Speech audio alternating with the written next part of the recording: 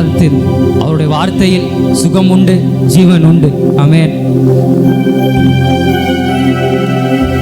நேசிக்கிறேன் உம்மை தானே என்று நம்ம நேசிக்கிறீர் எம்மை தானே, எங்களை நேசிக்கிறீர் ஆண்டவரே.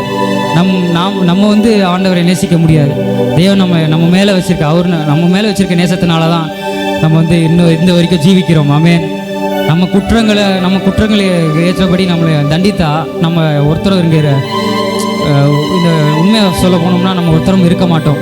அவர் கிருபையால் இரக்கங்களால் அவர் நம்ம மேலே வச்சிருக்க நேசத்தினால தான் நம்ம இன்றும் ஜீவிக்கிறோம். ஆமென். நேசிக்கிறீர் எம்மை தானே, என் தெய்வமே என் இயேசுவே. ஆமென். இந்த பாடலை பாடுவோம்.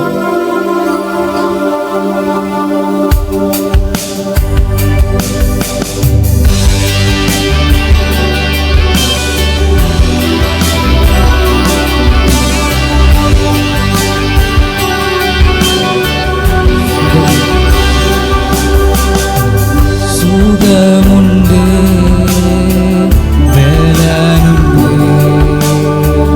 ஜீவனுண்டு உம் பாதத்தில். சுகமுண்டு, வேலனுண்டு, ஜீவனுண்டு உம் பாதத்தில். நேசிக்கிறீர் எம்மை தானே, நேசிக்கிறீர் எம்மை தானே, என் தெய்வமே என் இயேசுவே. நேசிக்கிறீர் எம்மை தானே, என் தெய்வமே என் இயேசுவே. நேசமுண்டு, பாசமுண்டு, இரக்கமுண்டு அவர் பாதத்தில். நேசமுண்டு, பாசமுண்டு, இரக்கமுண்டு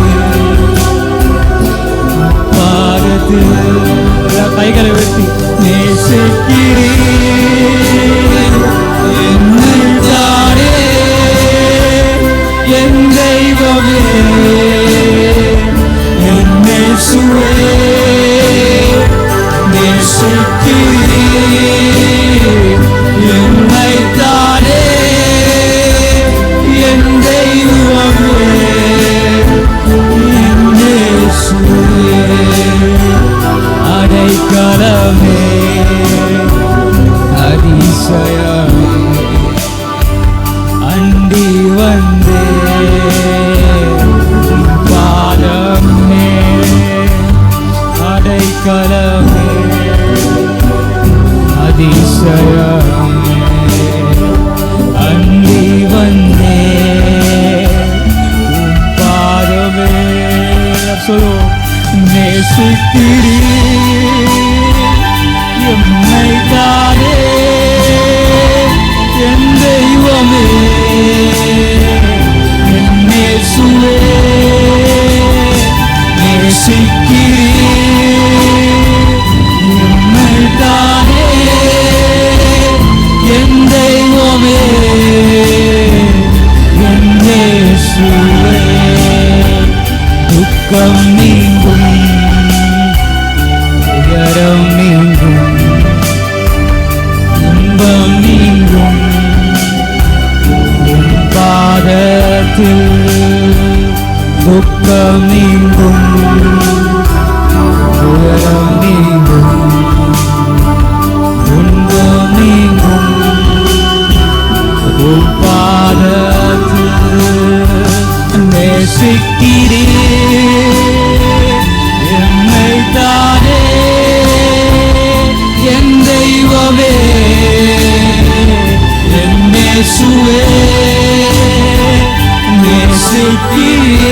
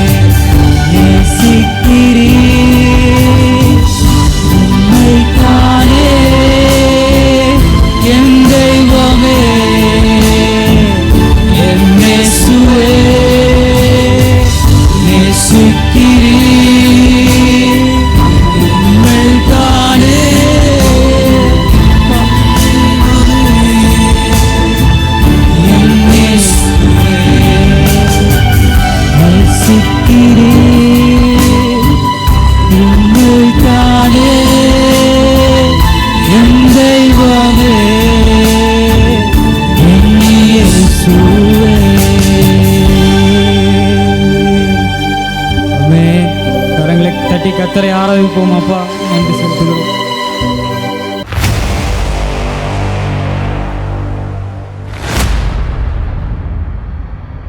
ஹல்லேலூயா. ஒரு விஷயம் கண்களை மூடி தேவனுடைய சமூகத்தை நம்ம நோக்கி பார்க்கலாம். கர்த்தர் கொடுத்த இந்த நல்ல நாளிலுமாய் தேவ ஆவியானவர் மத்தியில் இடைவிடும்படியாய் தேவ பிரசன்னம் நம்மை மூடும்படியாய் ஒரு விஷயம் கண்களை மூடி நாம் ஒருமனப்படுவோம். ஹல்லேலூயா. எலியாவின் தேவனே, அவர் இறங்கிடும் நேரமே. எலியாவின் தேவனே, அவர் இறங்கிடும் நேரமே. அசைவாடும் மணலாக்கும் எங்கள் அக்கினி ஜுவாலையே. அசைவாடும் அனலாக்கும் எங்கள் அக்கினி ஜுவாலையே. ஆவியே ஆவியே ஆவியே ஆவியே, அசைவாடும் அனலாக்கும் எங்கள் அக்கினி ஜுவாலையே. அசைவாடும் அனலாக்கும் எங்கள் அக்கினி ஜுவாலையே. தகப்பனே, இந்த அருமையான காலை நேரத்தில் உங்க சமூகத்தை நாங்க நோக்கி பார்க்கிறோம். என் தேவாதி தேவனுடைய பிரசன்னம் அளவில்லாமல் எங்கள் மத்தியில் இறங்கி வருவதாக. உங்க ஆளுகை ஒவ்வொரு மேலும் இறங்கி வருவதாக. ரச்சா ரபா ஷகதல ரமா ஷதி ரமாகாந்தல ரோதி ரமா ஹலலா ரீடமா ஷதலர். நீர் இருக்கும் இடத்துல விடுதலை உண்டு, நீர் இருக்கும் இடத்திலே சுகம் உண்டு. ஆண்டவரே, உங்க தேவ அக்கினி இறங்கி வருவதாக. தேவ அக்கினி இறங்கி வரட்டும்பா. நீர் ஒவ்வொருவரையும் சந்திக்கும்படியாய், ஒவ்வொருவரையும் விடுதலையாக்கும்படியாய் உங்க கரம் இந்த இடத்துல இருப்பதாக. உங்க கரம் இடைபடுவதாக. உங்க வல்லமை இறங்கி வருவதாக. தடைகள் நிர்மூலமாவதாக. உங்க மகிமை இறங்கி வரட்டும்பா. உங்க மகிமை இறங்கி வரட்டும். நீரா அப்பா, தாகமா இருக்கிற யாவரு மேலும் உடைய ஆவியை ஊற்றுவேன் என்று சொன்னீரே ஆண்டவரே. இந்த நேரத்தில் உங்க கரம் ஒவ்வொருவரையும் தொடுவதாக. தடைகள் விளக்கப்படுவதாக. பிசாசுடைய கிரியைகள் முறியடிக்கப்படுவதாக. எல்லா வியாதியின் கூறுகள் இயேசுவின் நாமத்தாலே வேறறுக்கப்படுவதாக.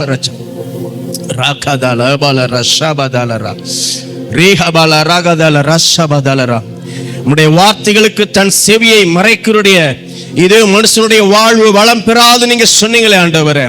இப்பொழுது அடைக்கப்பட்டு இருக்கிற இதோ தகப்பனே செவிகள் இயேசுவின் நாமத்தினாலே திறக்கப்படுவதாக. திறக்கப்படுவதாக. தேவ ஆவியானுடைய மகிமை அளவில்லாமல் இறங்குவதாக. அளவில்லாமல் இறங்குவதாக. அப்பா, உம்முடைய வார்த்தைகள் இரு பக்கமும் கருக்குள்ள பட்டயமாய் அது ஆவியும் ஆத்துமாவையும் பிரிக்கிறதா இருக்கிறது. இப்பொழுது உம்முடைய வல்லமையான தேவ பிரசன்னம் ஆண்டவரே ஒவ்வொருவரையும் தொடட்டும் ஐயா. ஒவ்வொருவரையும் தொடட்டும். இதோ ஒவ்வொரு சிந்தைகளை இயேசுவின் நாமத்தினால பயன் பண்ற ஆண்டவரே. ஒரு மனதின் ஆவியானவர் நீங்க இந்த இடத்துல ஆளுகை செய்வீராக. நீர் கொடுத்த இந்த நல்ல வாய்ப்புக்காக நான் நன்றி சொல்றேன்.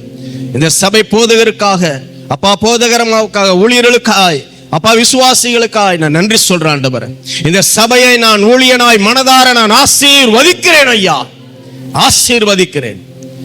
நீர் மாத்திரம் மகிமைப்படுவீராக. பெரிய காரியங்களை செய்யுங்க. இயேசுவின் நாமத்தினால ஜெபிக்கிறேன் எங்கள் நல்ல பிதாவே.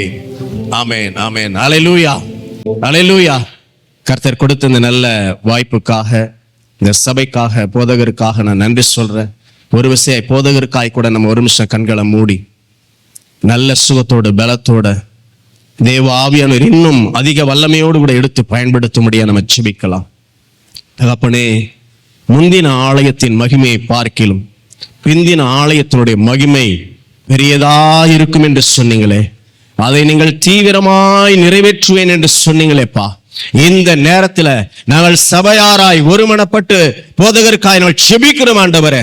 அப்பா தகப்பனே, வியாதியின் படுக்கைகள் மாறுவதாக இயேசுவின் நாமத்தினால.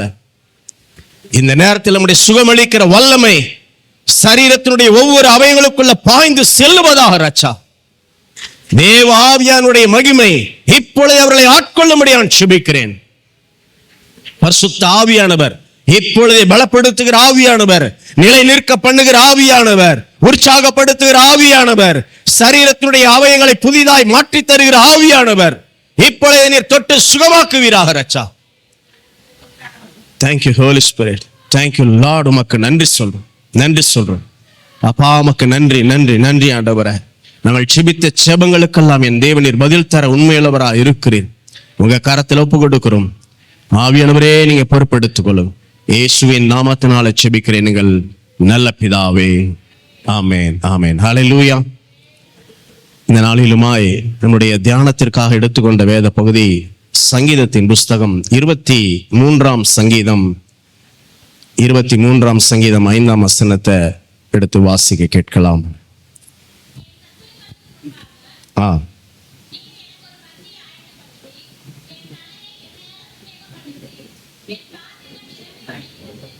ஹல்லேலூயா.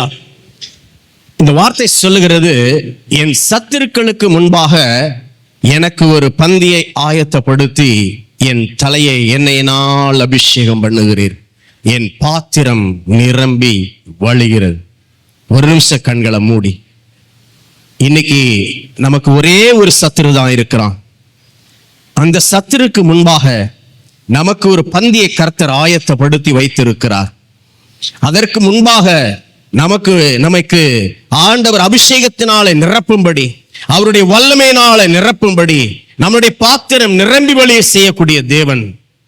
தகப்பனே, இந்த நேரத்தில் இந்த வார்த்தைகள் இந்த சபையாருக்கு நீர் சொன்ன வார்த்தைகள் அது அப்படியே நிறைவேறும்படியா நான் செபிக்கிறேன். டிஸ்ட்ராக்ஷன் பண்ணுகிற எல்லா விஷயங்களும் இயேசுவின் நாமத்தினால பயன் பண்ற ஆண்டவரே. இப்பொழுதே எங்களுக்கு எதிரிகளுடைய முன்பாக அப்பா நீங்க பந்தி ஆயத்தப்படுத்தி வச்சிருக்கிறீங்கன்றதை நாங்க பார்க்கும்படி நீங்க செய்வீராக. எங்களுடைய பாத்திரம் நிரம்பி வழியத்தக்கதான ஒரு அபிஷேகம் இந்த நேரத்தில் எங்கள் மேல இறங்கி வருவதாக ரச்சா, இறங்கி வருவதாக. தேவ ஆவியானவர் நீங்க இடைபடுங்க. உங்க கரத்துல ஒப்பு கொடுக்கிறோம். இயேசுவின் நாமத்தினால செபிக்கிறோம் நல்ல பிதாவே. ஆமென், ஆமென். ஹல்லேலூயா, ஹல்லேலூயா. இந்த வார்த்தை சொல்லுகிறது, என் சத்துருக்களுக்கு முன்பாக எனக்கு ஒரு பந்தியை அவர் ஆயத்தப்படுத்தி வைத்திருக்கிறார். நம்ம நிறைய நேரங்கள்ல நம்முடைய வாழ்க்கையினுடைய சூழல்கள் அநேக நேரம் போராட்டமா இருக்கு. நிறைய பிரச்சனைகளுக்கு மத்தியில நம்ம கடந்து போய் கொண்டிருக்கிறோம். இதுக்கெல்லாம் எங்க முடிவு இருக்கு? எப்படி நான் இதுல இருந்து வெளியில வர்றது? அதற்காக நம்ம நிறைய சுய முயற்சிகளை நம்ம எடுப்போம். அதற்காக நிறைய பிரயாசப்படுவோம். நிறைய பேர் வேதனையோடு கூட இருப்பாங்க. என்ன செய்யறன்னு தடுமாறி கொண்டிருப்பாங்க.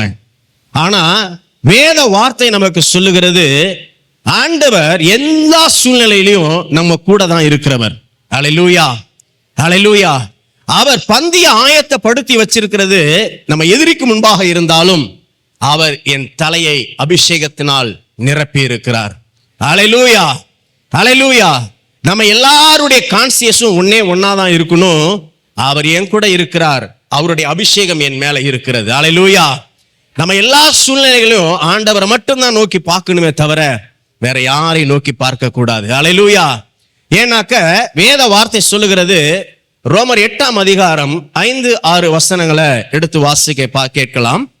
ரோமர் 8ஆம் அதிகாரம் 5-6 வசனங்கள். அன்றியும் மாம்சத்தின்படி நடக்கிறவர்கள் மாம்சத்துக்குரியவைகளை சிந்திக்கிறார்கள், ஆவியின்படி நடக்கிறவர்கள் ஆவிக்குரியவைகளை சிந்திக்கிறார்கள். மாம்ச சிந்தை மரணம், ஆவியின் சிந்தையோ ஜீவனும் சமாதானமுமாம். ஹல்லேலூயா. இந்த வார்த்தை சொல்லுகிறது, அன்றியும் மாம்சத்தின்படி நடக்கிறவர்கள் மாம்சத்துக்குரியவைகளை சிந்திக்கிறார்கள், ஆவியின்படி நடக்கிறவர்கள் ஆவிக்குரியவைகளை சிந்திக்கிறார்கள். இன்னைக்கு நமக்கு வரக்கூடிய எல்லா பிரச்சனைகளுக்கு மத்தியில, நமக்கு வரக்கூடிய வியாதிகளின் மத்தியில நம்ம எப்படி சிந்திக்கிறோன்றதை மட்டும் நம்ம ஆராய்ச்சி பார்ப்போம். ஆவிக்குரிய ஒரு சிந்தை உங்களுக்குள்ள இருக்கு அப்படின்னாக்க இந்த வார்த்தை சொல்லுது, மாம்சத்துக்குரியவன் மாம்சத்துக்கு உரியவைகளை சிந்திக்கிறான், ஆவிக்குரியவன் ஆவிக்குரியவற்றை சிந்திக்கிறான். நம்ம சிந்தை இன்னைக்கு முதல்ல எதை தேடுறதா இருக்கு? நம்ம சிந்தை முதல்ல எதை தேடுறதா இருக்கு? ஏன்னா நம்ம எதை தேடுறோமோ அதுக்கு நம்ம அடிமையா இருக்கிறோம்னு அர்த்தம். இந்த மாம்சத்துக்குரிய காரியங்களை நம்ம தேடுவோம்னா நம்ம மாம்சத்துக்கு அடிமையா இருக்கிறோம். ஆனால் ஆவியின் சிந்தை உங்களுக்குள்ள இருக்கும் என்று சொன்னால் நீங்க ஆவியின் துணை கொண்டு எல்லாவற்றையும் ஜெயிக்கிறவர்களா இருப்பீங்க. அல்லேலூயா. நமக்கு பலவீனம் உண்டுதான், பிரச்சனைகள் வருவது உண்டுதான். அந்த நேரத்தில் நம்ம செயல்படக்கூடிய காரியங்களை எப்படி நம்ம கையில் அதை எடுக்கிறோன்றதான் மிக முக்கியமான ஒரு காரியம். நம்ம ஆவியின் சிந்தையில இருக்கிறோன்ற பட்சத்துல, ஆவியின் சிந்தையோடு கூட நீங்க இருப்பீங்கன்னா, நடந்து கொள்ளுவீங்கன்னா, அது ஜீவனையும் சமாதானத்தையும் கொண்டு வரும். ஆனா மாம்ச சிந்தை நம்மளை மரணத்துக்கு நேரா கொண்டு போகுது. மாம்ச சிந்தை முதல் மரணம் எங்க நடக்குது தெரியுமா? நம்ம ஆத்துமாவில் நடக்குது. அப்ப நம்ம ஆத்துமா மரித்து போயிடும். நீங்க மாம்சத்தின்படி நடப்பீங்கன்னாக்க உங்க ஆத்துமா மரித்து போயிடும். இன்னைக்கு நீங்க உங்க வாழ்க்கைக்குள்ள அப்பேற்பட்ட ஒரு நிலைக்குள்ள தள்ளப்பட்டவர்களா, உங்க மாம்சத்துக்குள்ள நீங்க நடந்ததுனால உங்க ஆவிக்குள்ள நீங்க தடுமாறி கொண்டு இருப்பீங்கன்னா, உங்க ஆத்துமா பேலன்ஸ் இல்லாம இருக்குன்னு சொல்லி சொன்னா, இன்னைக்கு ஆண்டவர் உங்களை நிலைப்படுத்த விரும்புகிறார். ஏன்னா ஆவியான உங்களையும் என்னையும் அழைச்சது மிக வேற ஒரு காரியத்துக்கு நம்மளை அழைச்சிருக்கிறார். நம்ம மேல வேற திட்டம் ஒண்ணு இருக்கு. ஏன் ஆவியின்படி நம்ம நடக்கணும் அப்படிங்கிறதுக்கு ஆவியானவர் நமக்கு நிறைய காரியங்களை வைத்திருக்கிறார்.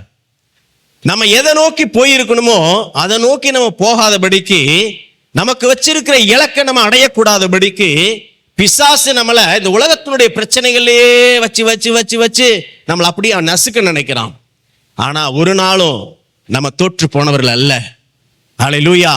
ரோமர் 8:37 சொல்லுது, நம்மில் அன்பு கூறுகிறவராலே நாம் முற்றிலும் ஜெயம் கொள்ளுகிறவர்களாகவே இருக்கிறோம். அல்லேலூயா. பக்கத்துல பார்த்து சொல்லுங்க, நீங்க ஜெயிக்க பிறந்தவங்க, நீங்க ஜெயிப்பீங்க, நீங்க தோத்து போக மாட்டீங்க. அல்லேலூயா. ஏன்னா அவர் உங்களை நேசிச்சிருக்கிறார், உங்களை அன்பு செலுத்துகிறார், ஒரு நாளும் அவர் கைவிட மாட்டார். அல்லேலூயா. அப்ப நீங்க விசுவாசிக்க வேண்டியது எதனாக்க, நான் ஆவியின் சிந்தைப்படி தான் நான் நடப்பேன், ஆவியின் சிந்தைப்படி தான் நான் நடப்பேன். ஒரு நிமிஷம் ஆராய்ச்சி பாருங்க, நம்ம யாருன்றது நமக்கு தெரியாதனால தான் நிறைய நேரங்களை நம்ம தோல்வியை சந்திக்கிறோம். நம்ம யாருன்னு கேட்டா நமக்குள்ள நிறைய கேள்விகள் உண்டு. நமக்குள்ள இருக்கிற ஆவியானவர் யாருன்னு கேட்டா நிறைய காரியங்கள் உண்டு. ஆனா அவர் யாருன்றதை அறிந்து அந்த வெளிச்சத்துல இருந்து நம்ம பார்ப்போம்னா, நம்ம எல்லா சூழ்நிலையும் நம்ம ஜெயிக்கிறவர்களா மட்டும்தான் நம்ம இருப்போம். அல்லேலூயா. கலாத்தியர் 4:6 இப்படியே சொல்லுகிற எடுத்து வாசிக்க கேட்கலாம். கலாத்தியர் 4:6.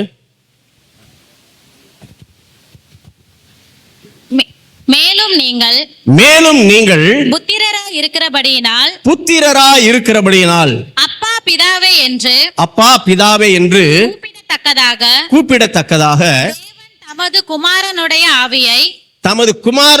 ஆவியை உங்கள் இருதயங்களில் அனுப்பினார். யாருங்க அவரு?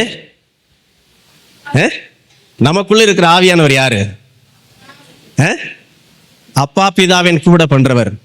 அந்த ஆவியானவர் யார் தெரியுமா? யாருக்குள்ள இருந்தவர் தெரியுமா? இயேசுவுக்குள்ள இருந்த ஆவியானவர். அல்லேலூயா. இயேசுவுக்குள்ள இருந்த அந்த ஆவியானவர் தான் இன்னைக்கு உங்களுக்கும் எனக்கும் கொடுக்கப்பட்டிருக்கிறார்.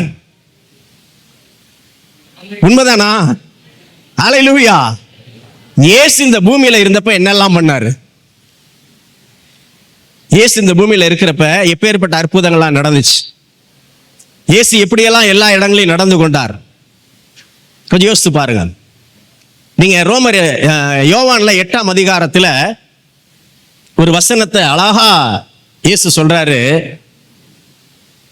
யோவான் 8ஆம் அதிகாரம் 29ஆம் வசனம், 28, 29 ரெண்டுமே வாசிக்கலாம். ஆதலால் இயேசு அவர்களை நோக்கி, நீங்கள் மனுஷகுமாரனை உயர்த்தின பின்பு நானே அவர் என்றும், நான் என் சுயமாய் ஒன்றும் செய்யாமல் என் பிதா எனக்கு போதித்தபடியே இவைகளை சொன்னேன் என்று அறிவீர்கள். இயேசு சொல்றாரு, நான் சுயமாய் ஒன்றுமே பேசல அப்படிங்கிறார்.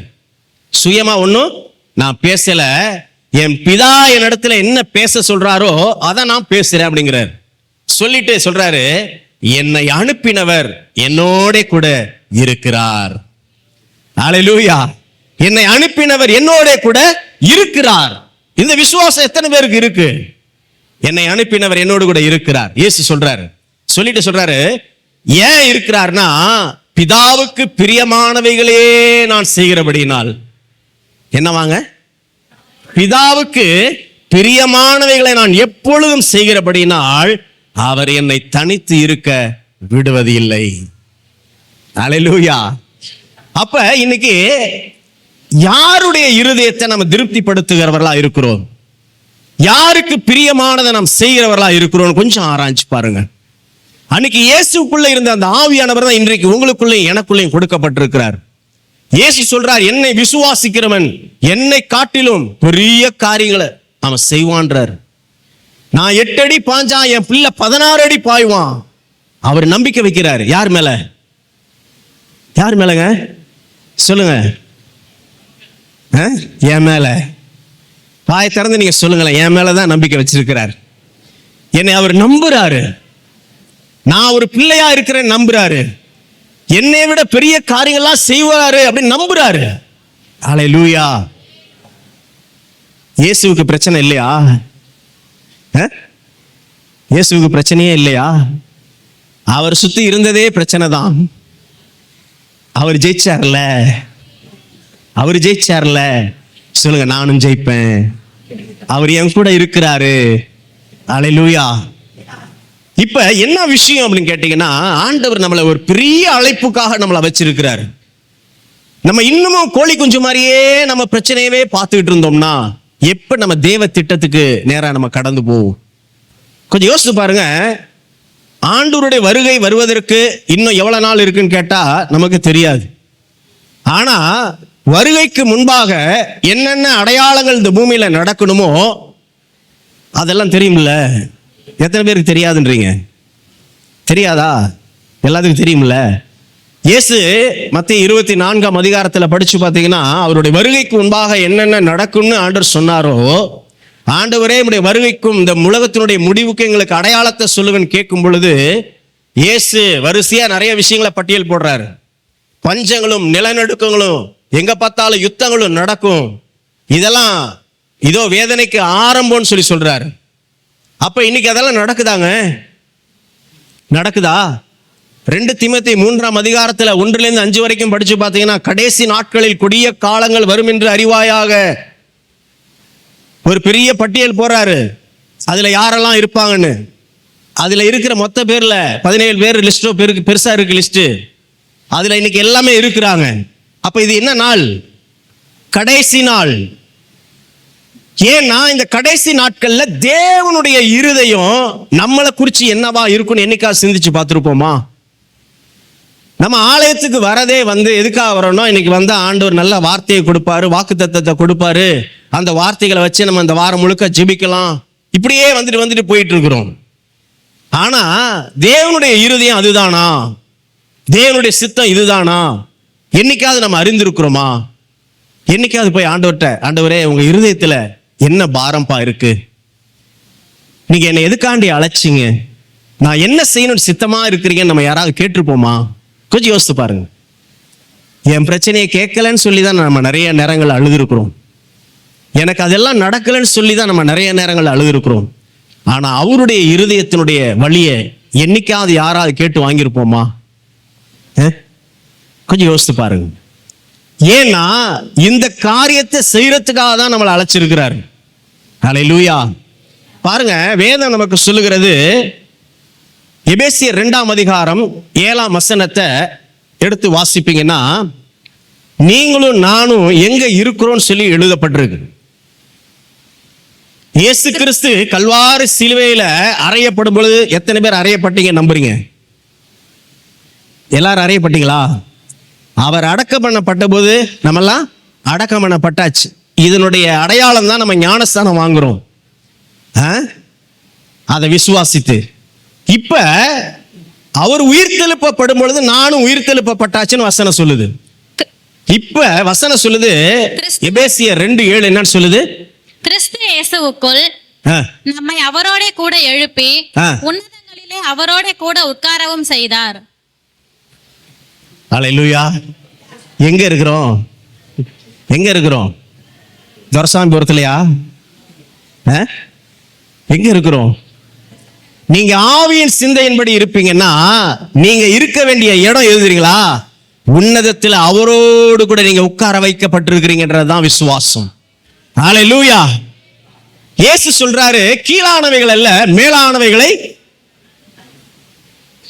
என்னங்க வேதத்தில் இல்லாத புதுசா இது நான் சொல்லி கொடுக்கிறேனா?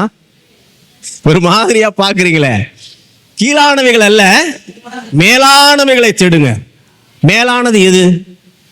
என்னைக்காவது யோசிச்சிருக்கிறோமா? பரலோகத்தில் என்ன செய்யப்படுதோ அது செய்யப்படணும், அதுக்காக தான் நம்ம துதிக்கிறோம், எல்லாம் பண்றோம். அதே இது இயேசுனுடைய இருதயத்தை நம்ம அறிந்தவர்களா, இயேசு மனசுல என்ன பாரம் இருக்குன்னு புரிந்தவர்களா நம்ம இருப்போம்னா அவரு நம்ம கிட்ட இன்னொரு விஷயத்தை கேட்பார். வசனம் சொல்லுகிறது, வெளிப்படுத்துதல் 3ஆம் அதிகாரம் 16ஆம் வசனத்தை நம்ம எடுத்து வாசிக்க கேட்கலாம். வெளிப்படுத்துதல் 3:16. இப்படி நீ குளிரும் இன்றி அனலும் இன்றி வெதுவெதுப்பா இருக்கிறபடியினால் உன்னை என் வாயில் நின்று வாந்தி பண்ணி போடுவேன். 20ஆம் வசனத்தை படிங்க. இதோ வாசற்படியிலே நின்று தட்டுகிறேன். ஒருவன் என் சத்தத்தை கேட்டு கதவை திறந்தால் அவனிடத்தில் நான் பிரவேசித்து அவனோட போஜனம் பண்ணுவேன், அவனும் என்னோட போஜனம் பண்ணுவான். இந்த வசனத்தை 10 தடவை நீங்க வாசிங்க. இந்த வசனத்தை அதிகமா தியானிங்க. இந்த வார்த்தை உங்க கூட என்ன பேசுதுன்னு கொஞ்சம் ஆராய்ஞ்சு பாருங்க. இயேசு சொல்றாரு, பிதாவாகிய தேவன் சொல்றாரு, பரிசுத்த ஆவியார் நம்ம கூட இருக்கிற ஆவியானவர் சொல்றாரு என்னன்னு, இதோ நான் வாசற்படியிலே நின்று கதவை தட்டுகிறேன். நம்ம வீட்டு வாசல்ல மட்டும் இது கர்த்தருடைய வீடு அப்படின்னு சொல்லி வசனத்தை ஒட்டி வச்சிருப்போம். இங்க அவர் இந்த வாசல்ல நின்றுதான் கதவை தட்டுறாரு. இதய வாசல்ல நின்று கதவை தட்டுறாரு. எவன் ஒருவன் என் சத்தத்தை கேட்டு கதவை திறக்கிறானோ அவனோடு கூட நான் போஜனம் பண்ணுகிறேன். சபை எந்த இடத்துல நம்ம இருக்கணும்ன்றத நம்ம அறிந்து கொள்ளல. ஏன்னா எனக்கு இருக்கிற பிரச்சனை மாதிரி யாருக்கும் வரக்கூடாது. பிரதர், என் பிரச்சனை எவ்வளவு தெரியுமா உங்களுக்கு? அவ்வளோ. இங்க ஒவ்வொருத்தரும் ஒவ்வொரு விசுவாசிகளா ஊழியரா நீங்க உட்கார்ந்து இருக்கலாம். ஆனா உங்க எல்லா பிரச்சனையும் உங்க போதகர்கிட்ட நீங்க சொல்லியிருப்பீங்க. அப்ப அவருக்கும் நிறைய பிரச்சனைகள் இருக்கு. உங்க பிரச்சனைக்காக அவர் ஜெபிக்கணும். அவருக்கு எவ்வளவு ஒர்க் லோடுன்னு பாத்தீங்களா? நம்ம பாட்டுல நம்ம விஷயத்த சொல்லிட்டு கன்வே பண்ணிட்டு போயிட்டே இருப்போம். ஆனா அந்த பாரம் அவங்க இருதயத்துல எவ்வளவு வலியை கொடுக்கும் தெரியுமா? ஒரு சாதாரண ஒரு மனுஷனுக்கு இவ்வளோ பெரிய வலி இருக்கும்னா ஆண்டவர் அவருடைய சித்தத்தை நிறைவேற்றுவதற்கு, அவருடைய காரியத்தை எப்படியாயும் முடிக்கணுமே சொல்லி அவர் எவ்வளவு ஆதங்கப்பட்டு கொண்டிருக்கிறார் தெரியுமா? இதெல்லாம் நம்ம இருதயத்தில் எப்பயுமே எழுமுனதே இல்லை. அவருடைய இருதயத்தை நம்ம புரிஞ்சுக்கிட்டதும் கிடையாது. எனக்கு இன்னைக்கு ஆண்டவர் ஆசீர்வதிச்சாரா, பூசிச்சாரா, நல்ல சுகத்தை கொடுத்தாரா, அவ்வளவுதான், ஓகே, முடிஞ்சு போச்சு. ஆண்டவர் நம்ம கூட பேச விரும்புறார். என்னத்தை குறித்து பேசுவார்? இப்ப விஷயம் என்னன்னாக்க, எரேமியா 1 அதிகாரம் 15 வசனங்களை நம்ம வாசிக்க கேட்கலாம். எரேமியா 1 அதிகாரம் 15 முதல் உள்ள வசனங்களை. இதோ நான் வடதிசை ராஜ்யங்களின் வம்சங்களை எல்லாம் கூப்பிடுவேன் என்று கர்த்தர் சொல்லுகிறார். ஆண்டவர் சொல்றாரு, வடதிசை ராஜ்யங்களை நான் எனக்கென்று அழைப்பேன். அவர்கள் வந்து அவனவன் தன் தன் சிங்காசனத்தை எருசலேமின் ஒளிமுக வாசல்களுக்கும் அதன் சுற்று மதில்கள் எல்லாவற்றிற்கும் விரோதமாகவும் யூதா தேசத்து எல்லா பட்டணங்களுக்கும் விரோதமாகவும் வைப்பார்கள். அவர்கள் என்னை விட்டு அந்நிய தேவர்களுக்கு தூபம் காட்டி தங்கள் கைகளின் கிரியையை பணிந்து கொண்ட அவர்களுடைய சகல தீமைகளின் நிமித்தமும் நான் என் நியாய தீர்ப்புகளை அவர்களுக்கு விரோதமாக கூறுவேன். ஆகையால் நீ உன் அறையை கட்டிக்கொண்டு நின்று நான் உனக்கு கட்டளை இடுகிறவைகளை எல்லாம் அவர்களுக்கு சொல். நான் உன்னை அவர்களுக்கு முன்பாக கலங்க பண்ணாதபடிக்கு நீ அவர்கள் முகத்துக்கு அஞ்சாதிரு. போதுமா? இப்ப இந்த இடத்துல கொஞ்சம் ஆராய்ச்சி பாருங்க. இன்னைக்கு நார்த் இந்தியால சபைகள் அடிக்கப்படுது, சபை மக்கள் அடிக்கப்படுறாங்க. இன்னும் தமிழ்நாட்டுக்குள்ள வரத்துக்கு எவ்வளவு நாள் ஆகும்லாம் தெரியாது. ஆனா இன்னொரு விஷயம், நம்ம சபை ஒரு காரியம் பண்ணிட்டு இருக்கு. எங்க ஆலயத்துக்குள்ள இந்த மாதிரி பிரச்சனை எல்லாம் நடக்கவே கூடாது அப்படின்னு ஜெபம் பண்ணிட்டு இருக்கிறோம். உண்மைதானே? ஆனா வசனம் சொல்லுது, ஆண்டவர் சொல்றாரு, வடதிசை ராஜ்யங்களை நான் எனக்கென்று அழைப்பேன். இன்னைக்கு இஸ்ரவேலுக்கு விரோதமா ஆண்டவர் சொல்றாரு, நான் ரஷ்யாவை நான் தான் கூட்டிகிட்டு வருவேன் அப்படிங்கிறார். இந்தியாவில் தமிழ்நாட்டில் இருக்கிற நமக்கு வடநாட்டில் இருக்கிறவங்க கொண்டு வருவார். எதுக்கு தெரியுமா? அவன் அந்நிய தேவனுக்கு தூபம் காட்டுவானாம், அந்த தெய்வத்தை அவன் பணிந்து கொள்வானாம். நாள் ஒன்று வரும், சபை எந்த காரியத்துக்கு நேராய் நடத்தப்பட வேண்டுமோ அந்த காரியம் நடத்தப்படாமல் நின்று போய்விட்டது என்று சொன்னால், சபை ஆயத்தம் இல்லாமல் இருக்கிறது என்று சொன்னால், அந்த காரியம் நடக்கும் பொழுது நம்ம எந்த இடத்துல எப்படி இருப்போம்னு யோசிச்சு பாருங்க. ஆண்டவர் சொல்றாரு, நீ உன் அறையை கட்டிக்கொண்டு நின்று. என்னமா? நீ உன் அறையை கட்டிக்கொண்டு நின்று நான் உனக்கு சொல்லும் வார்த்தைகளை கொண்டு நீ பேசு. இதுதான் சபைக்கு. இப்ப நீங்களும் நானும் எங்க இருக்கிறோம்? நம்ம சொன்னேன் எபேசியர் 2:7 உன்னதத்துல அவரோடு கூட உட்கார்ந்து இருக்கிறோம் நம்ம சொல்றோம். பிதாவாகிய தேவன் அவருடைய இருதயத்தில் இருக்கிற விஷயத்தை தான் மகனோடு கூட பகிர்ந்து கொள்றார். நல்ல கவனமா இருங்க. ஒரு டைனிங் டேபிளுக்கு முன்னாடி நம்ம எல்லாம் உட்கார்ந்து இருக்கிறோம். அவர் எனக்கு ஒரு பந்திய ஆயத்தப்படுத்தி வச்சிருக்கிறாரு, அதில் நான் இருக்கிறேன். பிதாவாகிய தேவன் தேசங்கள் மேல நடக்க போற சம்பவங்களை குறிச்சு, வரப்போகிற அழிவுகளை குறிச்சு, என் மக்களை குறிச்சு அவர் பிதாவாகிய தேவன் தன்னுடைய இருதயத்தில் இருக்கிற எல்லா பாரத்தையும் தன் மகன் இடத்துல பேசுறார். மகன் என்ன சொல்றாரு? நான் போயிட்டு எல்லாத்தையும் முடிச்சுட்டு வந்துட்டேன். பரலோகத்தின் திறவுகளை உடையவரா இருக்கிறாரு. அவர் சொல்றாரு, சகல அதிகாரத்தையும் நான் என் பிள்ளைகிட்ட கொடுத்திருக்கிறேன். யார்கிட்ட? பிள்ளைகிட்ட கொடுத்திருக்கிறேன். யாரு? இப்ப நம்ம நிறைய நேரங்களில் ஜெபிப்போம். மத்தேயு 10:1 படியாக, லூக்கா 10:19 படியாக, யோவான் 10:11 படியாக, இதெல்லாம் என்ன எழுதியிருக்கு? எல்லா அதிகாரத்தை நமக்கு கொடுத்திருக்கிறாரு, எதுவும் நம்மளை தொட முடியாது, சேதப்படுத்த முடியாதுன்னு எழுதியிருக்கு. இப்ப அந்த அதிகாரத்தெல்லாம் வாங்கி வச்சுக்கிட்டு நம்ம என்ன பண்ணிக்கிட்டு இருக்கிறோம்? இப்ப இந்த அதிகாரம் நம்மள்ட்ட இருக்குன்னு இயேசுக்கு தெரியும், அவர் எதையும் எடுத்துட்டு போல. இப்ப இயேசு என்ன பண்றாரு? பிதாவிட்டேந்து வாங்கின அந்த விஷயத்தை கேட்டுக்கிட்டு இருக்கிறாரு. அந்த டைனிங்ல நம்மளும் தான் உக்காந்து இருக்கிறோம். ஆனா நம்ம என்ன சொல்றோம்னா, நீங்க ஏதோ பேசிக்கிட்டு இருந்தீங்க, ஆனா என்னன்னு என் காதுல. இதுதான் இன்னைக்கு சபை சொல்லிக்கிட்டு இருக்கிற விஷயம். சபை சொல்லிட்டு இருக்கிற விஷயம் இதுதான்.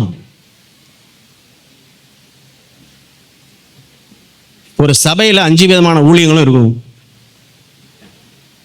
பாஸ்டர் இருக்கிறாரு, மேய்ப்பர் இருக்கிறாரு, டீச்சர் இருக்கிறாரு, சுவிசேஷகர் இருக்கிறாங்க, தீர்க்கதரிசி எங்க? தீர்க்கதரிசி எங்க? ஆண்டவர் கேட்பார்ல. ஆண்டவர் சொல்றாரு, நீ உன் அறையை கட்டிக்கொண்டு நின்று நான் உனக்கு பேசுகிற வார்த்தைகளை கொண்டு நீ பேசு.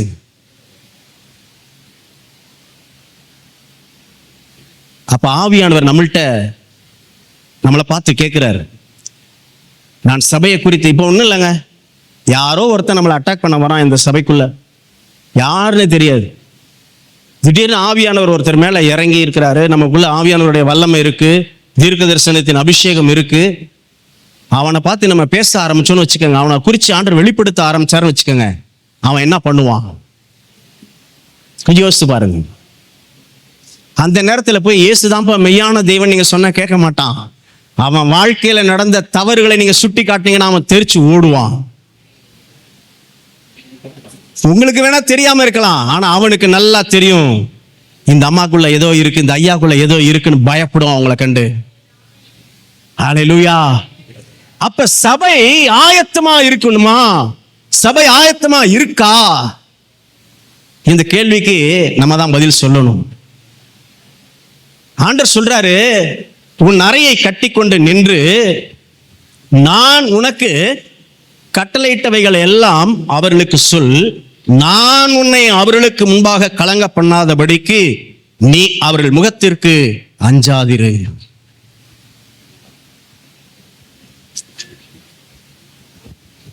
ஒரு முறை ஒரு நாள் எங்க வீட்டுக்கு எங்க அப்பாவுடைய நண்பர் ஒருத்தர் வீட்டுக்கு வர்றாரு. அவர் பேர் கந்தசாமி.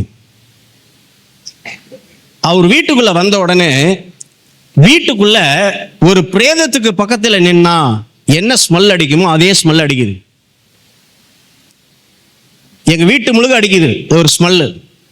ஏன் இந்த ஸ்மெல் வந்துச்சு எனக்கு தெரியாது. நான் ஒவ்வொருத்தரையா மோந்து பார்க்கிறேன், யார் மேல அடிக்குதுன்னு. கடைசியில பார்த்தா இவர் மேல அடிக்குது. ஆண்டவரே என்ன அது, எனக்கு ஒன்றும் புரியலையே, நான் என்ன பண்ணணும்? ஆண்டவர் சொல்றாரு, இன்னைக்கு அவன் சாக போறான், நீ சொல்லு அப்படிங்கிறாரு. இன்னைக்கு நீ சாக போற, நீ சொல்லு அப்படிங்கிறாரு. எனக்கா உள்ளார அப்படியே கலங்குது. என்னடா இதெல்லாம் பைபிள்ல இருக்கா இல்லையா? இதெல்லாம் சொன்னா நடக்குமா? இதெல்லாம் யாரா சொல்ல முடியுமா? சொல்ல முடியுமா? உங்களுக்குள்ள இருக்கிற ஆவியானவர் ஒரு காரியத்தை சொன்னா அதை நிச்சயமா செய்வார். நம்மெல்லாம் எல்லா மனுஷரும் ரட்சிக்கப்படணும்னு விரும்புறவங்க தான். ஒரு சில ஆளுக்கு ட்ரீட்மெண்ட் இவ்வளவு ஹெவியா கொடுத்தாதான் அவங்கள மனம் திருப்ப முடியும்னா கொடுக்கவும் செய்வார். நான் அதிகமா அதான் சொல்லுவேன், டேய் நீ ஓப்பில பார்த்துட்டு இருக்கிறப்பயே உடியாந்துரு, தலைவலிக்கிறப்பயே உடியாந்துரு ஆண்டவர்கிட்ட, ஐசிக்கு போற வரைக்கும் காத்துட்டு இருக்காதன்னு. நம்ம சிந்தை தேவனோடு கூட கனெக்ட் ஆயிருக்குன்னா அவர் பேசுகிற சத்தம் உங்க செவிகளை கிளீனா கேட்கும். ஆண்டவர் சொல்லிட்டா நீ இன்னைக்கு சாக போறேன்னு சொல்லுன்னு, எனக்கா கலக்குது, என்ன பண்றதுன்னு தெரியல. அவர் பேசிக்கிட்டு இருந்துட்டு எழும்பி வீட்டை விட்டு வெளியே போறாரு. எனக்குள்ள என்னை அறியாமலே ஒரு சத்தம் வெளியில வருது, அவரை கூப்பிடுங்க. வந்தாரு, ஆண்டவர் இன்னைக்கு உங்களை சாக போறாரு சொல்லு அப்படின்ட்டாரு அப்படின்னு. இந்த வார்த்தையை கேட்டவொடனே அவர் பொத்துன்னு அப்படியே விழுந்துட்டாரு. இதெல்லாம் நமக்கு ஒரு ஆச்சரியமான ஒரு விஷயம். இதெல்லாம் நடக்குமா என்னன்னு கூட நம்ம யாரும் யோசிச்சிருக்க முடியாது.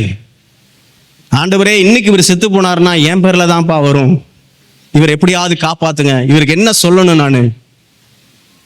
அப்ப ஆண்டவர் அவரை குறித்து பேச ஆரம்பிச்சாரு, அந்த சகோதரருடைய வாழ்க்கையை குறித்து பேச ஆரம்பிச்சாரு. அப்படியே கதறி கதறி கதறி அழுகுறாரு. என்ன நடக்குதுன்னு எனக்கு புரியல. ஆண்டவரே இன்னைக்கு இந்த சகோதரருடைய ஜீவன் நீங்க காப்பாத்துங்க ஆண்டவரே. ஜெபம் பண்ணி முடிச்சாச்சு. அந்த சகோதரன் வேலைக்கு போகணும்னு நினைச்சவர் வேலைக்கு போகாம லீவை போட்டுட்டு வீட்டுக்கு போயிட்டாரு. ஏன்னா இப்படி ஒரு வார்த்தையை சொல்லியிருக்கிறாங்களேன்னு பயந்துக்கிட்டு போயிட்டாரு. அன்னைக்கு சாயங்காலம் 7 மணி போல அவருடைய நண்பர் ஒருத்தர் வாங்க டோல்கேட் வரைக்கும் போயிட்டு வரலான்னு சொல்லி கூப்பிட்டுருக்கிறார். அவரும் இந்த விஷயத்த மறந்துட்டு போயிட்டாரு. போயிட்டு டோல்கேட் வரைக்கும் போயிட்டு நம்ம ஜி கார்னர் வழியாக தான் உள்ள வரணும். அப்போ பொன்மலை பழைய ரோடு ஒன் வே ரோடா இருந்துச்சு, சிங்கிள் ரோடு. அப்ப அவர் ரோடை கிராஸ் பண்ணணும். அவர் கிராஸ் பண்றாராம், வண்டி எதுவுமே வரலையாம். ஆனா திடீர்னு பார்த்தா பக்கத்துல லாரியாம். அவர் சொல்றாரு, பிரேக் பிடிச்சாலும் நான் அடிபட்டுருவேன், வண்டியை ரேஸ் பண்ணாலும் நான் அடிபட்டுவேன், நான் என்ன பண்ணேன்னு எனக்கு தெரியாது, என் வண்டி வெளியில நின்றுச்சுன்னு சொன்னார். நேரா வீட்டுக்கு வந்தார், எங்க வீட்டுக்கு. எப்பா என்னப்பா இது மாதிரி உன் பையன்ட்ட என்ன இருக்குன்னு தெரியலப்பா, இப்படி இருந்துச்சுப்பா அப்படின்னாரு. நான் சொன்னேன், ஆவியானவர் உங்க வாழ்க்கையை குறித்து உங்க ஜீவனை குறித்து அவர் அக்கறை உள்ளவராக இருக்கிறார். இன்னைக்கு ஆண்டவர் ஒரு வாய்ப்பு உங்களுக்கு ஜீவனை திருப்பி கொடுத்திருக்கிறார், நீங்க அவரை பிடிச்சிக்கங்க, விட்டுறாதீங்க அப்படின்னு. அல்லேலூயா.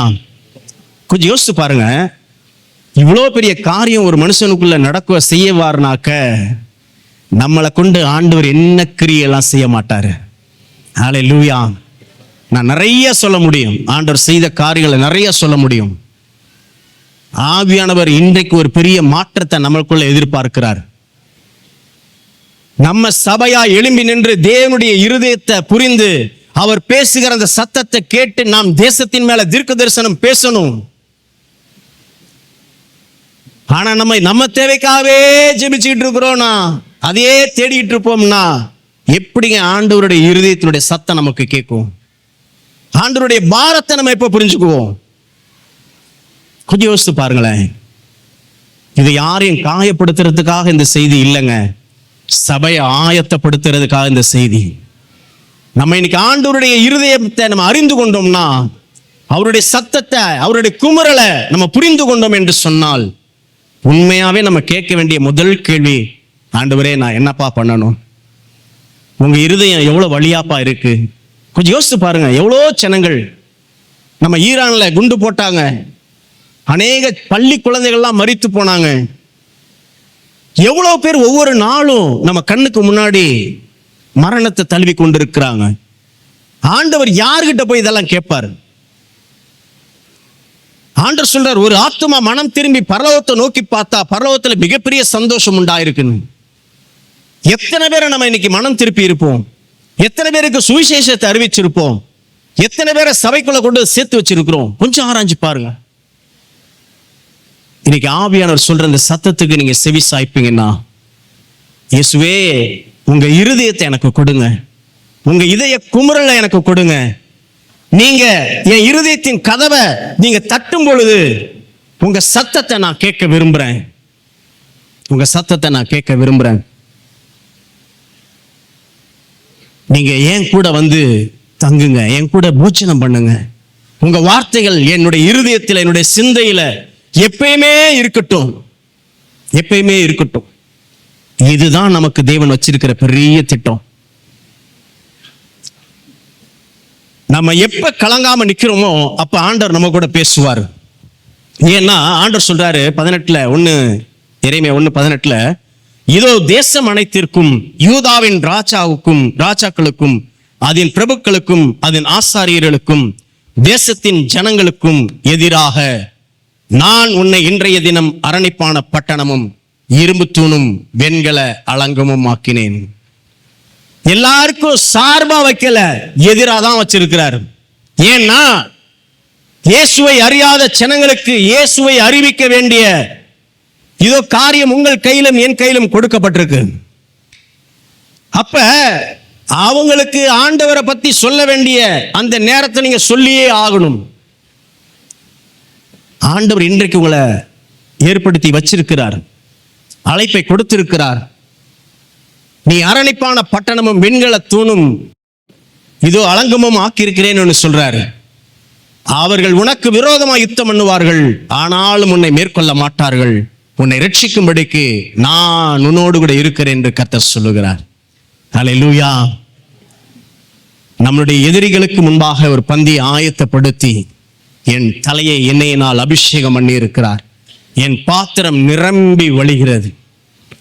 உண்மையாவே என் பாத்திரம் நிரம்பி வழியுதுன்னா தேவனுடைய சித்தத்தை, தேவனுடைய இருதயத்தை, தேவனுடைய பாரத்தை, தேவனுடைய மனக்குமுறல்களை நான் அறிந்திருப்பேன். இல்லைன்னா என் பாரம் தான் என் இருதயத்தை நிரப்பி அதுதான் என்னை கவலைப்படுத்தி கஷ்டப்படுத்தி வியாதியை கொண்டு வந்து மரணத்தையும் கொண்டு வரும். நான் சொல்றேன், இன்னைக்கு நீங்க தேவனுடைய பாரத்தை சுமக்க நீங்க ஆயத்தமா இருப்பீங்கன்னா, தேவனுடைய இருதயத்தை நீங்க சுமக்க ஆயத்தமா இருப்பீங்கன்னா, ஆவியானவர் இன்றைக்கு உயிர்த்தெழுப்ப பண்ண உங்களை உண்மையுள்ளவராக இருக்கிறார். ஹல்லேலூயா. இதோ உறங்குகிற நீ மரித்தவர்களை விட்டு எழும்பு அப்படின்னுவாரு. ஏன்னா இன்னும் கொஞ்ச நாள் தான் இருக்கு, நமக்கு கொடுக்கப்பட்ட நேரம் கொஞ்சம் தான் இருக்கு. தேவனுடைய அழைப்புல நம்ம எல்லாம் எத்தனை வருஷம்னா 20 வருஷம் ரட்சிக்கப்பட்டு ஆவது, 50 வருஷம், எத்தனை வருஷம் ஆனா என்ன?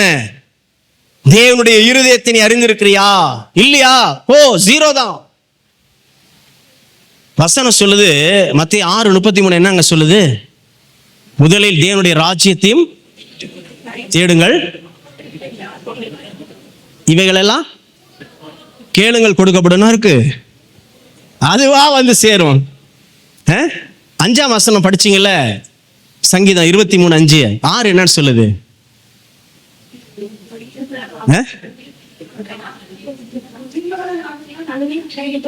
என்னவா? என் ஜீவனுள்ள நாளெல்லாம் உண்மையாவா? பொய் சொல்லல. நிறைய பேர் பொய் தான் பேசுறோம். நம்ம தான் அது பின்னாடி ஓடிட்டு இருக்கோம். என் பின்னாடி அது தொடரணுமா? என்னவா? நன்மையும் கிருபையும் என்னைய தொடரணும் அவர் சொல்றாருங்க. எப்ப நான் அவருடைய சித்தத்தின்படியா செய்யும் பொழுது, அவருடைய இருதயத்தை புரிந்து அவருக்காக நான் ஓடும் பொழுது, நன்மையும் கிருபை என்னை தொடரும். நான் தேவனுடைய நீதியும் ராஜ்யத்தையும் நான் தேடுவேன்னா பின்பு எல்லாம் எனக்கு சேர்த்து வரும், கொடுக்கப்படும். எபேசியர் 1:3 என்ன தெரியுமா சொல்லியிருக்கு? எபேசியர் 1:3 ஆவிக்குரிய சகல ஆசீர்வாதத்தினாலும் நம்முடைய கர்த்தராகிய இயேசு கிறிஸ்துவின் பிதாவாகிய தேவனுக்கு ஸ்தோத்திரம். அவர் கிறிஸ்துவுக்குள் உன்னதங்களிலே ஆவிக்குரிய சகல ஆசீர்வாதத்தினாலும் நம்மை ஆசீர்வதித்து இருக்கிறார். இருக்கிறாரா? சொல்லுங்க, இருக்கிறாரா? இருப்பாரா? ஆசீர்வதித்து இருக்கிறார்னா இருக்கிறார் தான். ஹல்லேலூயா. அப்ப என்னன்னா நம்ம ஆவிக்குரிய கண்ணு திறக்கப்படணும். சொல்லுங்க, ஆவிக்குரிய கண்ணு இன்னைக்கு எனக்கு திறக்கணும். நான் சகல ஆசீர்வாதத்தினால் ஆசீர்வதிக்கப்பட்டு இருக்கிறேன். என் இயேசுவுக்குள்ள இருந்த அந்த ஆவியானவர் என் மேல இருக்கிறாரு. அவர் மரித்தவர்களை உயிரோடு கூட எழுப்பினாரு. எல்லா வியாதியஸ்தரை நீக்கினாரு. நோய்களெல்லாம் விரட்டினாரு. அநேக தீர்க்க தரிசனங்களை பேசினாரு. அந்த ஆவியானவர் இன்னைக்கு என் மேல இருக்கிறாரு. நான் தேசத்திற்கு நான் ஆசீர்வாதமா இருக்கும்படி என்னை வச்சிருக்கிறாரு. நான் தேசத்தின் மேல தீர்க்க தரிசனத்தை பேசுவேன். எலெக்ஷன் நடந்துட்டு இருக்கு, நடக்க போகுது. தேசத்துல என்ன நடக்கும் நீங்க பேசுங்க. ஏசாயா 45:11 என்ன தெரியுமா சொல்லுது? ஏசாயா 45:11 இந்த ஒரு வசனத்தை மட்டும் படிச்சு முடிக்கலாம். ஏசாயா 45:11 இஸ்ரவேலின் பரிசுத்தரும் அவரை உருவாக்கியவருமாகிய கர்த்தர் சொல்லுகிறதாவது வரும் காரியங்களை என்னிடத்தில் கேளுங்கள். வரும் காரியங்களை என்னிடத்தில் கேளுங்கள். வரும் காரியங்களை என்னிடத்தில் கேளுங்கள். நடக்க போற விஷயத்தை என்கிட்ட கேளு. படிங்க. என் பிள்ளைகளை குறித்தும் என் கரங்களின் கிரியைகளை குறித்தும் எனக்கு கட்டளையிடுங்கள். என்னங்க தப்பா எழுதியிருக்குன்னு நினைக்கிற மொழிபெயர்ப்பு இல்ல. என் கரங்களின் கிரியைகளுக்கு என்னங்க எழுதியிருக்கு? படிங்க. கட்டளையிடுங்கள். நீங்கெல்லாம் யார் தெரியுமா? நீங்கெல்லாம் யாருன்னு தெரியுமா உங்களுக்கு? நீங்கெல்லாம் ஆர்டர் போடுறவங்க. You are not a beggar. நீங்க பிச்சைக்காரங்க இல்ல. நீங்கெல்லாம் ஐஸ்வர்ய சம்பன்னர். நீங்கெல்லாம் தீர்க்கதரிசிகள். நீங்கெல்லாம் ஆசீர்வதிக்கப்பட்டவர்கள். ஆண்டவரின் கரங்களுக்கு நீங்க கட்டளையிடுகிறவர்கள். ஹல்லேலூயா.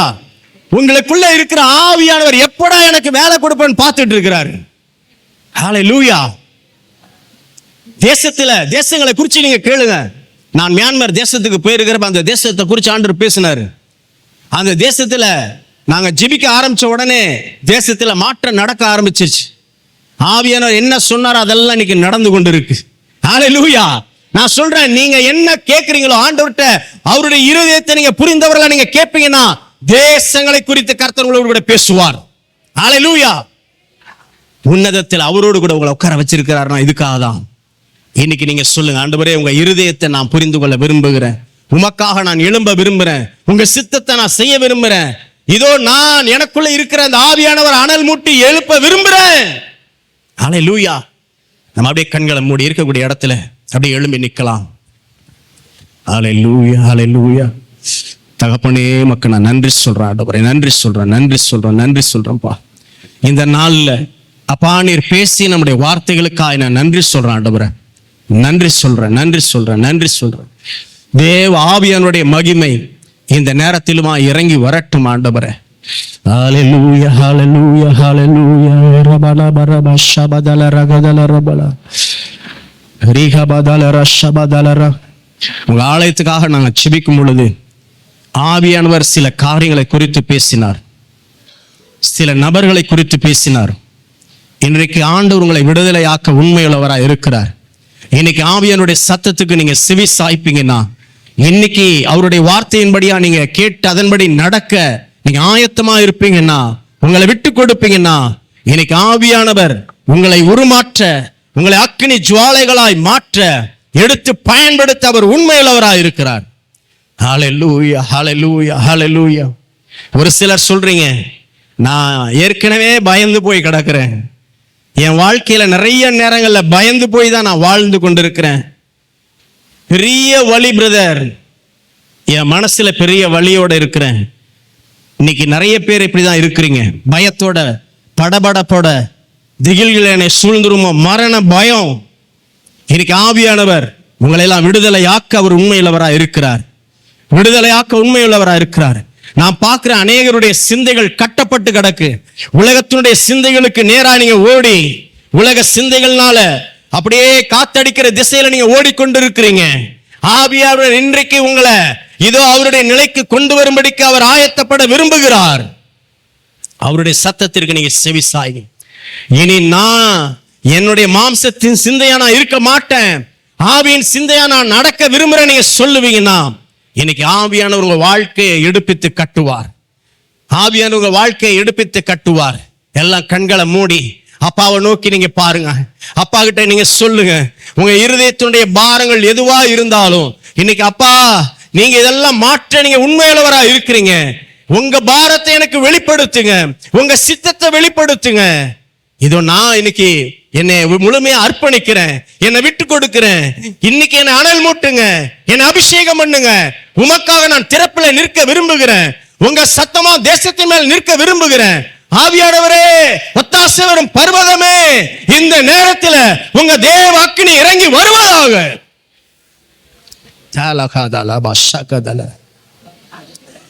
உங்களுடைய எதிரிகளுக்கு முன்பாக பந்தியை ஆயத்தப்படுத்தி உங்கள் தலையை இப்பொழுது எண்ணெயினால் அபிஷேகம் பண்ணுகிறார்.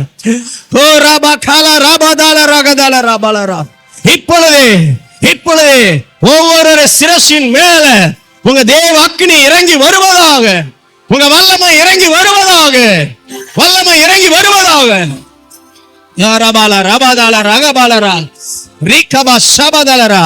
மாம்ச சிந்தை இதோ இப்படி அழிந்து போவதாக, மாம்ச சிந்தை அழிந்து போவதாக, ஆவிக்குரிய சிந்தை உண்டாவதாக, ஆவிக்குரிய பார்வை உண்டாவதாக, கண்கள் உள்ள செவிகள் விழுவதாக. ஒவ்வொருடைய நாவின் கட்டுகள் அவிழ்க்கப்படுவதாக. தேவ சித்தம் நிறைவேறும்படியாய், தேவ திட்டம் நிறைவேறும்படியாய் ஆவியானவர் இப்பொழுதே அப்பா உறங்கிக் கொண்டிருக்கிற நம்முடைய பிள்ளைகளை எழுப்புவீராக, எழுப்புவீராக.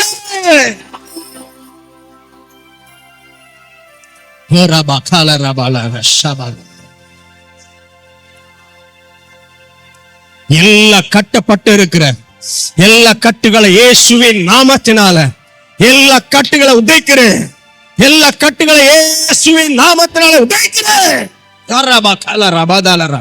எல்லா பிசாசுடைய திட்டங்கள், அவன் வைத்திருக்கிற நாசமோச வேலைகள் இயேசுவின் நாமத்தினாலே ஒவ்வொருடைய சரீரத்தை விட்டு இப்பொழுதே வெளியேறுவதாக.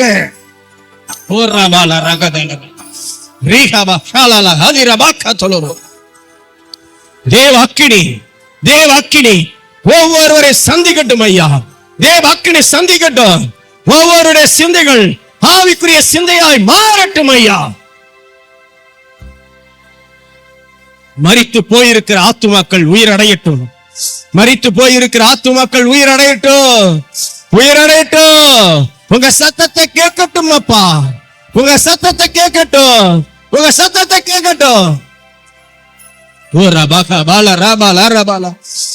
தகப்பனே, இந்த சபையாரை கரத்துல நான் கொடுக்கிறேன். உங்க மகிமை இறங்கி வரட்டும் அப்பா, உங்க மகிமை இறங்கி வரட்டும். உயிர்ப்பிக்கிற ஆவியானவரே, உயிர்ப்பியும் உயிர்ப்பியும் உயிர்ப்பியும் உயிர்ப்பியும் உயிர்ப்பீங்கப்பா, உயிர்ப்பீங்க, உயிர்ப்பீங்க. உங்க தேவ அக்கினி ஒவ்வொருவரை ஆட்கொள்ளட்டும் ஐயா, ஒவ்வொருவரை ஆட்கொள்ளட்டும். Thank you Holy Spirit.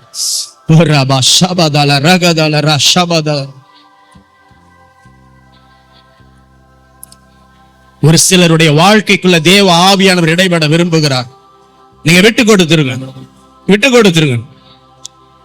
நீங்களா எல்லாத்தையும் சமாளிக்கலாம் நினைச்சீங்கன்னா உங்க வாழ்க்கையில நீங்க தோல்வியை தான் சந்திப்பீங்க.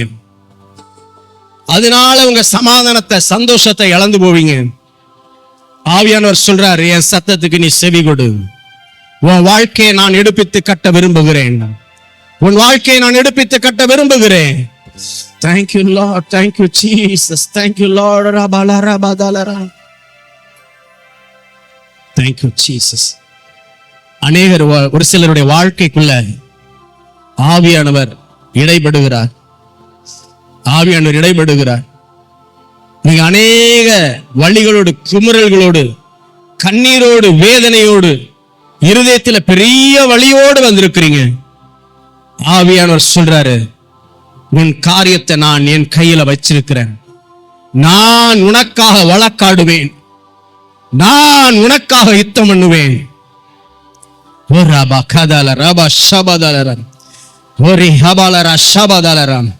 ஒரு சிலருடைய பினான்சியல் பிரச்சனைகளுக்கு முடிவு இல்லையேன்னு சொல்லி கதறி கொண்டிருக்கிறீங்க. ஆவியானவர் உங்க வாழ்க்கையை தன் கையில எடுக்கிறாரு. அவருடைய ஆசீர்வதிக்கிற கடமைகள் மேல கடந்து வருகிறத பார்க்கிறேன். பினான்சியல்ல ஒரு பெரிய பிரேக் த்ரூ உண்டாவதாக. பினான்சியல் பிரேக் த்ரூ உண்டாகட்டும். பினான்சியல் பிரேக் த்ரூ உண்டாகட்டும். என்னுடைய குறைவுகள் எல்லாம் கிறிஸ்து இயேசுவுக்குள்ள மகிமையில நிறைவாக்குகிற உங்க தேவ பிரசன்னம் ஒவ்வொரு வாழ்க்கையை சந்திக்கட்டும் ஐயா. சந்திக்கட்டும்.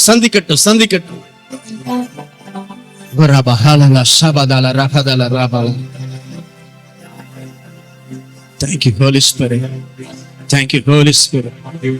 ஒரு சிலருடைய சரீரத்தின் மேல சுகமளிக்கிற வல்லமை இறங்கி வருகிறது. உங்களுடைய யூட்ரஸ் சம்பந்தப்பட்ட பிரச்சனைகள் இயேசுவின் நாமத்தினால சுகம் அடைவதாக. கிட்னி பிரச்சனைகள் இயேசுவின் நாமத்தினால சுகம் அடைவதாக. ஒரு சிலர் சொல்றீங்க, என்னால உட்கார முடியல, எந்திரிக்க முடியல, கீழே குனிய முடியல, இடுப்புல பயங்கர பேய்ன்றத. ஆவியானவருடைய இடுப்பு பகுதியை தொடுகிறார். இப்பொழுதே யெகோவா ராஃபாவான தேவன் இதோ அவருடைய இடுப்பு பகுதிகளுக்குள்ள இருக்கிற வலிகள் இயேசுவின் நாமத்தினாலே நீங்கி போவதாக. கால்கள்ல, மூட்டுகள்ல பிரச்சனைகள், அது இயேசுவின் நாமத்தினால இப்பொழுதே எல்லா கட்டுகளை உடைக்கிறேன், சுட்டு எரிக்கிறேன். தேவ ஆவியானவர் இந்த நாட்கள்ல இந்த சபையாரை நீங்க ஆசீர்வதிப்பீராக. எல்லா பயத்துக்கும் திகிலுக்கும் விலக்கி நீங்க பாதுகாத்துக் கொள்ளுங்க. உங்க தேவ பிரசன்னத்துக்குள்ள ஒப்பு கொடுக்கிறேன் டாடி. ஒவ்வொரு குடும்பங்களை நான் மனதார ஆசீர்வதிக்கிறேன் ஐயா.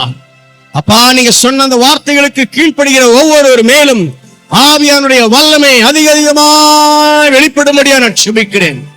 தேவ சத்தம் இவருடைய செவிகளில் கேட்கட்டும். தேவ சத்தத்துக்காய் ஓடுவார்களாக, உம்முடைய சித்தத்தை செய்வார்களாக. நீர் மாத்திரம் மகிமைப்படுவீராக. இயேசுவின் நாமத்தினால செபிக்கிறேன் நல்ல பிதாவே. ஆமென்.